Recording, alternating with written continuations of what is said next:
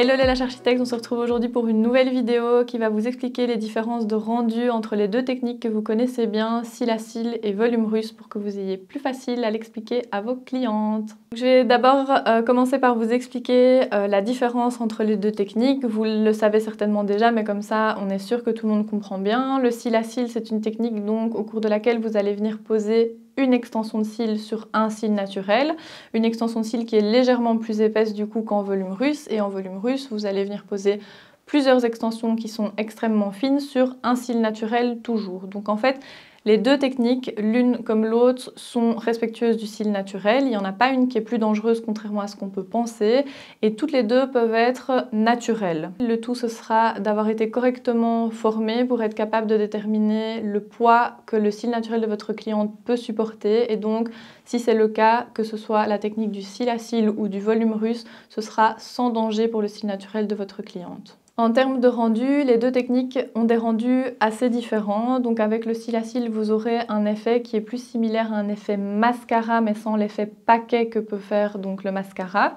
Et par contre, avec le volume russe, vous pourrez avoir un résultat qui est très aéré, comme un résultat qui est très intense en fonction de ce que votre cliente souhaite. Et donc comme je vous ai déjà expliqué, contrairement à ce qu'on peut penser, le volume russe peut offrir des résultats très naturels. Je vais d'ailleurs vous remettre une photo d'un volume russe très naturel qui est même en fait plus naturel qu'un cil à cils. Le désavantage en fait de la technique cil à cils, c'est que vous allez vraiment connaître certaines limites, même quand la cliente désire un rendu naturel, et notamment par exemple quand la cliente a très peu de cils naturels, et c'est ce que je vais vous réexpliquer juste après. Donc le cil à cils, c'est une technique qui consiste à poser une extension de cils sur un cil naturel, et donc une de ses limites finalement, c'est quand vous allez avoir une cliente qui n'a pas beaucoup de cils naturels. Le cil à cils, ça risque de devenir très vite clairsemé, parsemé, et ça va pas être très joli pour la cliente.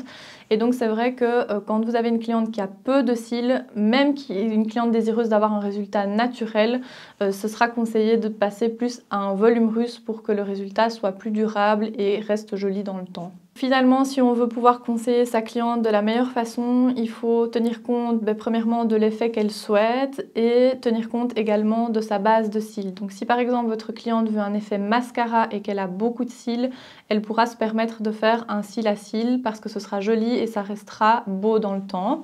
Par contre, si votre cliente vient vous voir et qu'elle veut un résultat naturel mais qu'elle n'a pas beaucoup de cils naturels, alors là, à ce moment-là, il faudra la diriger vers un volume russe qui est naturel. Et donc il faudra bien lui expliquer que c'est pas parce que c'est volume russe que ce sera pas naturel.